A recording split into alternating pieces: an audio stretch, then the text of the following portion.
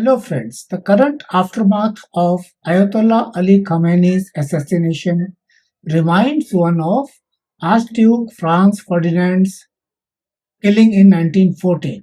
Leaders then wrongly assumed this would prevent conflict, but it actually hastened it. The Middle East is facing a critical juncture due to a rapidly escalating crisis triggered by US Israeli military actions against Iran.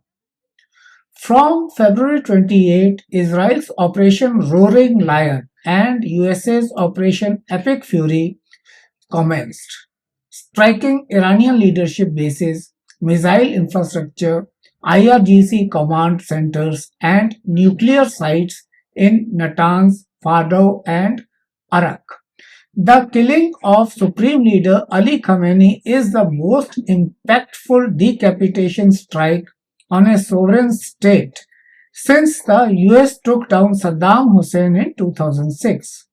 Iran has a much more advanced missile system, proxy network, and strategic depth compared to Iraq in 2003. Iran's response has been quick and widespread. US and NATO aligned sites in Iraq, Kuwait, Qatar, Bahrain, the UAE, and Saudi Arabia have been hit by volleys of ballistic missiles, cruise missiles, and drones. Energy facilities at Abqaiq and Ras Tanura were targeted, echoing the 2019 attacks on Saudi oil infrastructure. Hezbollah has opened up northern fronts against Israel, coinciding with intensified Houthi attacks in the Red Sea.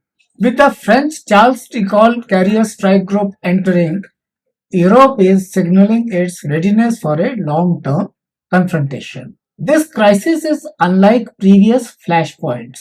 The 2025 12-day war was successfully contained because neither side pursued governmental collapse.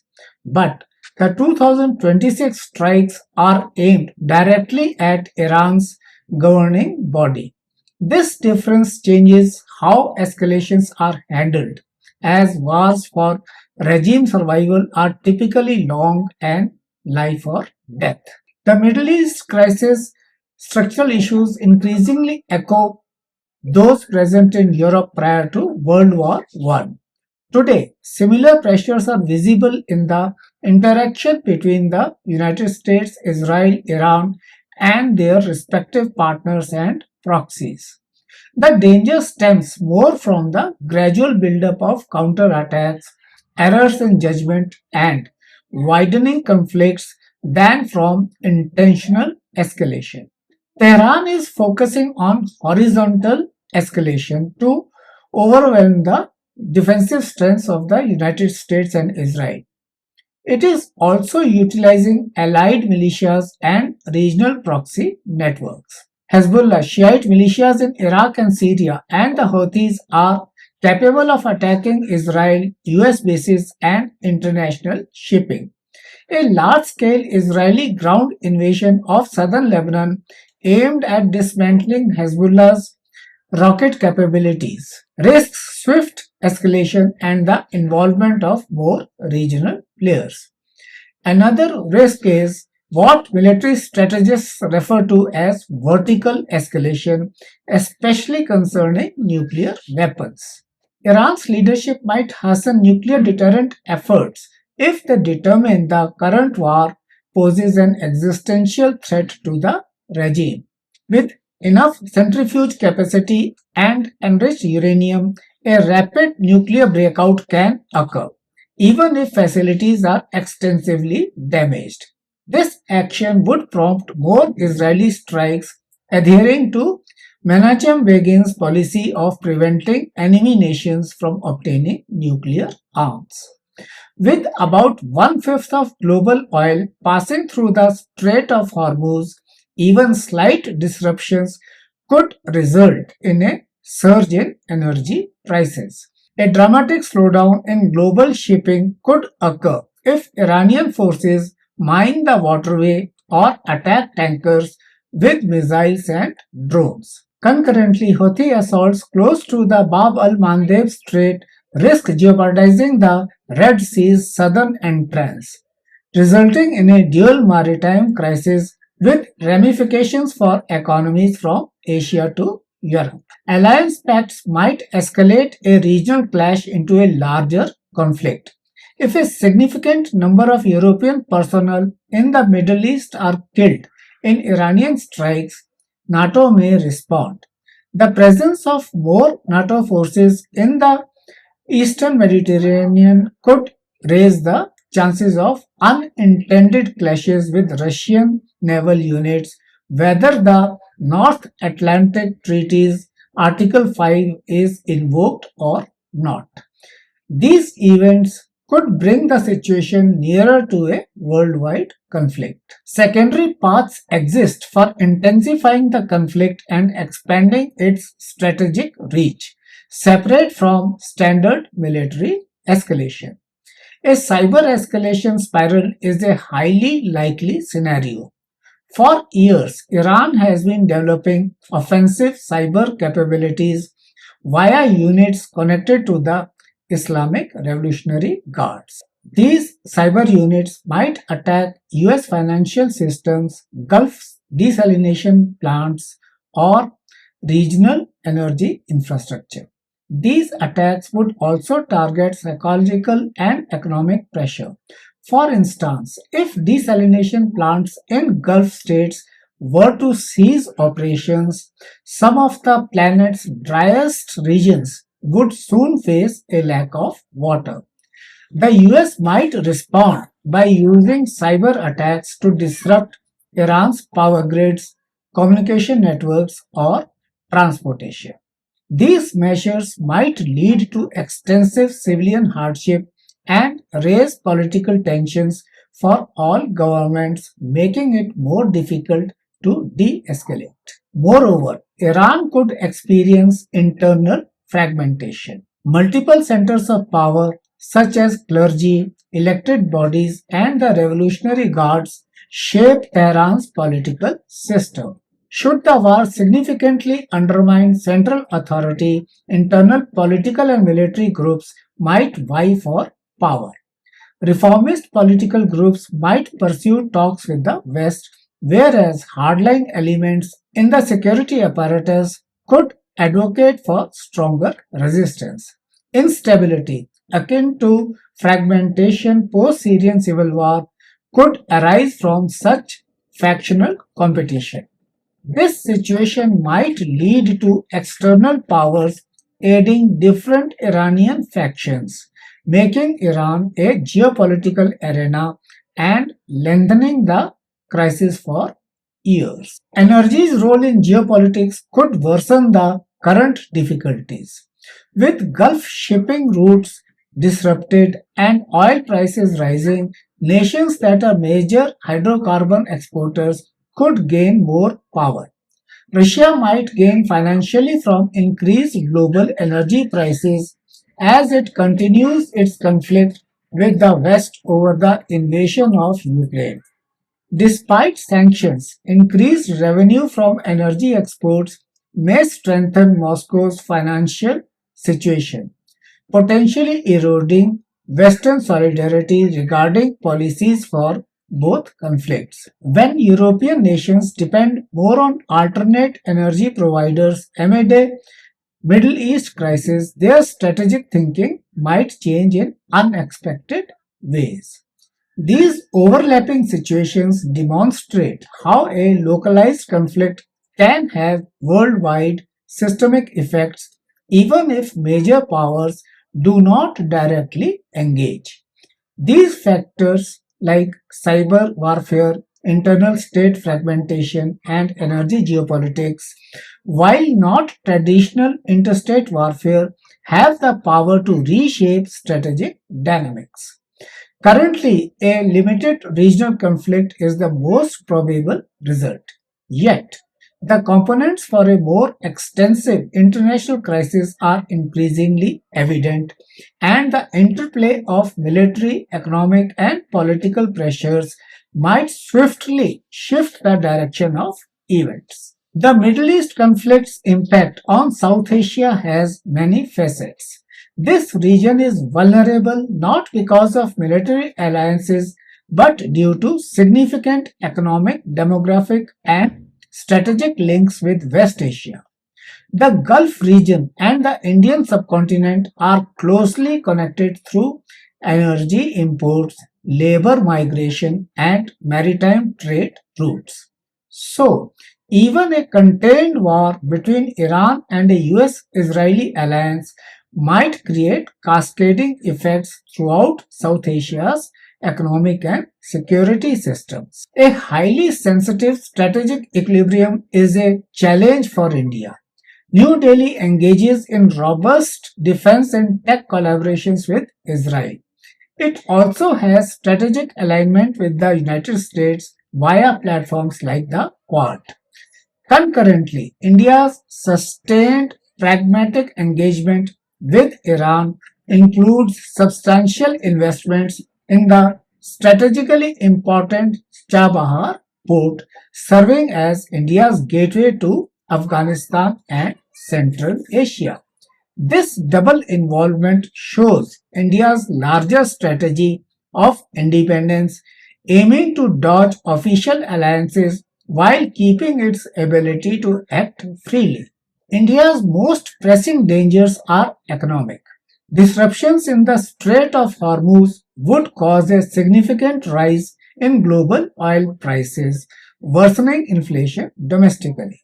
Also, countless Indian workers are based in Gulf states and their remittances play a vital role in the income of households in different parts of India. Should missile strikes or infrastructure problems impact Gulf economies, these money transfers might decrease, leading to domestic, social, and political strains. Patrols in the Arabian Sea will rise as the Indian Navy aims to protect shipping lanes and escort Indian merchant ships. Under dire situations, India might initiate large scale evacuations comparable to the 2015 Yemen mission Operation Rahat. Pakistan faces distinct challenges. It shares a long, porous border with Iran, especially through the sensitive Balochistan province, which already experiences separatist and sectarian strife. An unstable Iran may trigger refugee movements or militant incursions. Gulf monarchies, especially Saudi Arabia and the UAE, are vital financial supporters for Pakistan. Sustained attacks on their infrastructure could lead to Islamabad facing demands for intelligence or logistical help. Nuclear signaling is a less discussed yet potentially dangerous aspect.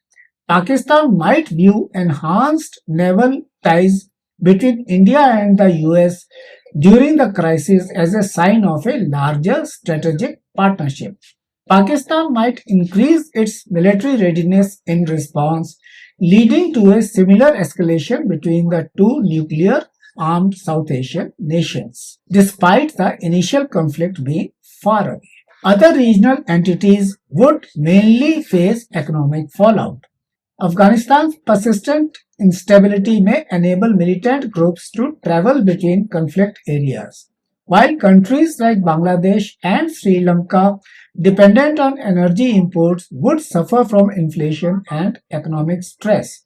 They would not be militarily involved in the conflict. The Middle East war is not expected to spill over into South Asia. Despite this, the area's economic reliance, diaspora networks, and ongoing rivalries mean that the conflict's repercussions could significantly affect its political and security dynamics. The prolonged continuation of the West Asian conflict will escalate the importance of Russia and China's responses. For both nations, the war is perceived with a dual outlook, a chance for strategy and a risk to the system. Conversely, extended conflict might erode Western unity and divert US attention from other global arenas. Uncontrolled escalation poses a threat to global economic stability and could destabilize crucial regions for their interests. Their reactions would be measured, involving subtle backing and diplomatic efforts. Moscow sees distinct geopolitical benefits in the war. The West's military and diplomatic focus would unavoidably move away from the ongoing dispute over Russia's invasion of Ukraine. Redirecting US assets to the Middle East could lessen the strain in Russian activities in Eastern Europe. Moscow might boost its military aid to Iran. Potential assistance might consist of high tech air defense parts, electronic warfare capabilities to interfere with Western precision arms, and satellite data, enabling Iran to track US or Israeli forces. Russia's location is also significant. Tartus in Syria on the Mediterranean coast is home to a permanent Russian Navy base. If the war escalates, NATO naval forces could gather in areas close to this base. Greater military activity in these waters heighten the risk of accidental meetings between Russian and NATO ships. While both parties would probably try to prevent a clash, history demonstrates that extremely close proximity can ignite tense standoffs similar to Cold War naval confrontations in the Mediterranean. However, Russia should also be wary. Directly participating in another conflict is strategically risky due to heavy military engagement in Ukraine. China's primary response to the crisis focuses on economics and energy security. Iran holds a key role in the global infrastructure network of the Belt and Road Initiative and is a major provider of discounted crude oil to Chinese refineries. Extended unrest in the Persian Gulf might interfere with the sea trade and endanger China's consistent energy imports, both critical for economic expansion. Therefore, Beijing might increase yuan oil deals with Iran, aiding Tehran's circumvention of Western sanctions and boosting the yuan's global standing. American logistics and defense supply networks could face increased cyber attacks from Chinese units, but these would likely be concealed to prevent open conflict. Diplomatically, Beijing would probably position itself as a mediator, pushing for ceasefires and talks. China could boost its global standing by acting as a responsible power focused on stability, differentiating itself from the United States. It is improbable that China will send troops into the fight. Still, extended American involvement in a Middle Eastern war might present openings for Beijing elsewhere. The US might find it challenging to handle multiple simultaneous crises if China escalates its actions in disputed waters like the South China Sea or intensifies military operations near Taiwan. A prolonged war might also hasten a wider shift in global politics. A shift in Iran's government would prompt rapid engagement from Russia and China to safeguard their economic and strategic stakes. Conversely, prolonged internal fragmentation in Iran could lead external powers to back various regional actors or military factions to maintain influence across the Middle East and Central Asia. These circumstances could impede the proper functioning of international institutions. Geopolitical rivalries and veto powers may lead to gridlock within the UN Security Council. The outcome might be a more divided global system with opposing blocs and intense rivalry similar to the early Cold War. Besides the actions of major powers, Turkey's role is a significant factor. The country's dual role as a NATO member and an independent regional power affords Turkey a uniquely flexible stance. Ankara might try to mediate between the conflicting groups, acting as a diplomatic intermediary. Or the disorder from a larger conflict could encourage Turkish leaders to start operations against Kurdish militant groups in northern Syria or Iraq, thus spreading the war.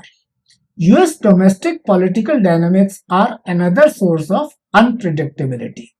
Gaining public backing for military actions is one thing, but sustained fighting and increasing losses might lead to weariness with the war in the United States. If domestic opinion changes, the bipartisan agreement in Washington might fall apart, potentially affecting the size or time frame of US participation.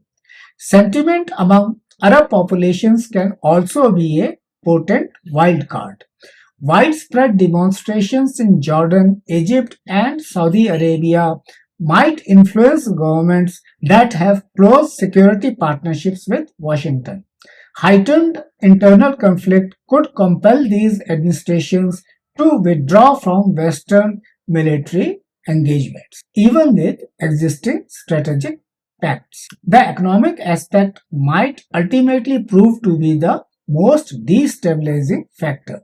The global economy may face recession if Persian Gulf disruptions drive oil prices past $150 a barrel. Expect inflation spikes, currency instability, and political unrest in countries that import energy. The economic instability in the Middle East could spread and worsen conditions in various regions concurrently. Ultimately, the war's trajectory may hinge on a combination of battlefield results and the interplay of internal politics, regional disputes, and worldwide economic forces. The 2026 US Israeli strikes on Iran are not just another Middle Eastern flare up. While our global war is not predetermined, escalation pathways multiply as military, economic, cyber, and proxy dimensions intersect. South Asia, while a secondary theater, faces economic instability and strategic risks. Expect China and Russia to certainly counter Western power, steering clear of open confrontation. The next few weeks are critical in determining if this crisis escalates into a regional conflict, a drawn out proxy war, or a catalyst for major global shifts. History demonstrates that world wars are seldom initiated as calculated global blueprints. The threshold has not been reached, but it is nearer than it has been for a long time. Thank you for being with me. I shall come up with another video very soon. Bye bye.